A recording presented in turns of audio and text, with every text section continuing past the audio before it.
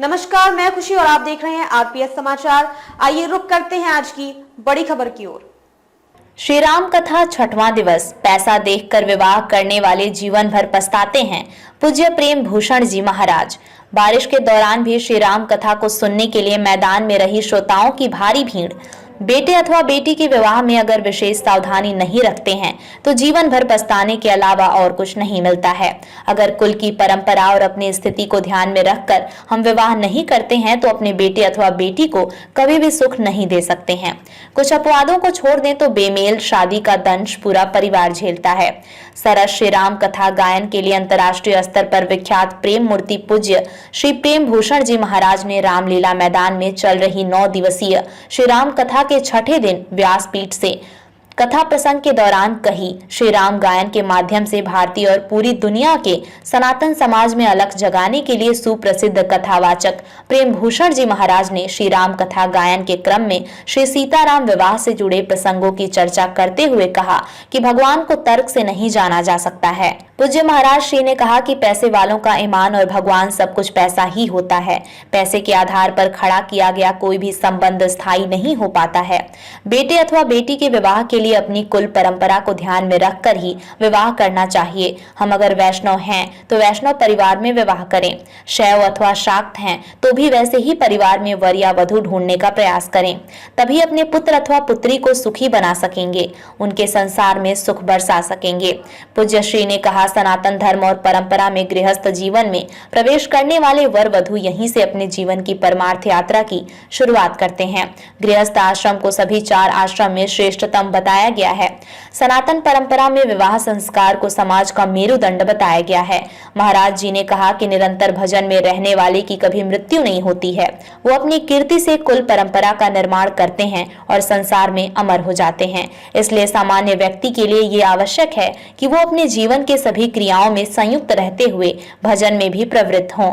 महाराज जी का सत्कर्म सोचने से नहीं होता है। सत्कर्म के लिए सोचने वाले सोचते रह जाते हैं, लेकिन करने वाला तुरंत उस कार्य को पूरा कर लेता है। मनुष्य को अपने जीवन में अपने कर्म को हमेशा धर्म सम्मत रखने की आवश्यकता होती है।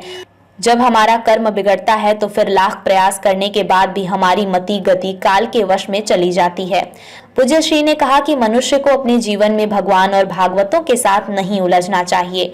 भगवान तो अपने प्रति किए गए किसी के दोष को क्षमा भी कर देते हैं, लेकिन अगर उनके भक्तों के साथ किसी तरह का अन्याय होता है तो उसे भगवान कभी भी माफ नहीं करते हैं। ये हमारे विभिन्न सदग्रंथों में भी उदाहरण के साथ वर्णित है। मनुष्य को ये प्रयास करना चाहिए कि उससे कभी भी किसी साधु संत और भगत का अपकार नहीं हो। अगर ऐसा होता है तो परिणाम भी झेलने के लिए तैयार रहना होगा। मनुष्य के जीवन में सुख और दुख दोनों का आना निश्चित है। एक आता है तो एक चला जाता है। दुख हो या सुख दोनों ही अपने ही कर्मों के अनुसार ही मनुष्य के जीवन में आता है। हमारे शास्त्रों का एक सरल सिद्धांत भी दिया है कि आदमी को सब कार्य छोड़कर भी भोजन करना चाहिए, 1000 कार्य छोड़कर स्नान करना चाहिए और 1 लाख कार्य छोड़कर भी दान करना चाहिए। चाहे वो दान थोड़ा ही हो, लेकिन ये सभी कुछ छोड़ करके भगवान का भजन करना चाहिए। पूज्य श्री ने कहा कि मनुष्य अपने अर्थ और संपत्ति का उत्तराधिकारी तो बन जाता है, लेकिन अपने परमार्थ पथ का उत्तराधिकारी कोई ही बन पाता है। सनातन धर्म में सदग्रंथों में बार बार कहा गया है कि जीवन में अपने श्रेष्ठ की अवहेलना करने वाले खुद ही परिणाम भुगतते हैं। प्रेम भूषण जी महाराज ने कहा कि अपने जीवन काल में ही हमें अपने परमार्थ पथ का उत्तराधिकारी तैयार करने की आवश्यकता है, तभी तो कई पीढ़ियों तक परमार्थ चलता रहता है। कथा कर्म में महाराज श्री ने कई सुमधुर भजनों से श्रोताओं को भाव विभोर कर दिया। हजारों की संख्या में उपस्थित राम कथा के प्रेमी भजनों का आनंद लेते हुए झूमते नजर आए। कथा के प्रारंभ होने पर व्यासपीठ और अन्य पूजन अध्यक्ष संजय राठी और ममता राठी ने किया। कथा में बरसात होने के बाद भी भारी संख्या में श्रोताओं की भारी भीड़ रही।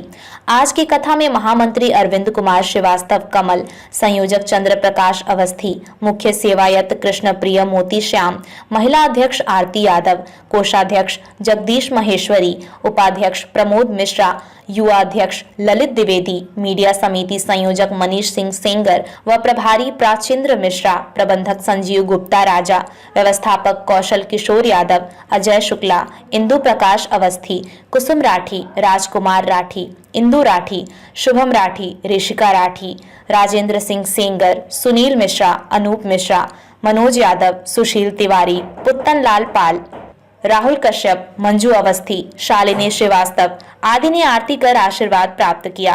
रिपोर्ट आरपीएस समाचार। खबरों में अब तक के लिए बस इतना ही। फिर होगी आपसे मुलाकात ऐसी ही एक और बड़ी खबर के साथ। तब तक के लिए नमस्कार और देखते रहिए आरपीएस समाचार। ऐसे ही लेटेस्ट अपडेट्स के लिए हमारे चैनल आरपीएस समाचार को सब्सक्राइब करें और तुरंत नोटिफिकेशन पाने के लिए बेल आइकन प्रेस करना ना भूलें। अगर आपको हमारी खबर पसंद आई हो तो इसे ज्यादा से ज्यादा लोगों तक जरूर पहुंचाएं। हमारे वीडियो को लाइक कर चैनल को सब्सक्राइब करना ना भूलें। इस वीडियो के बारे में आपकी क्या राय है, कमेंट सेक्शन में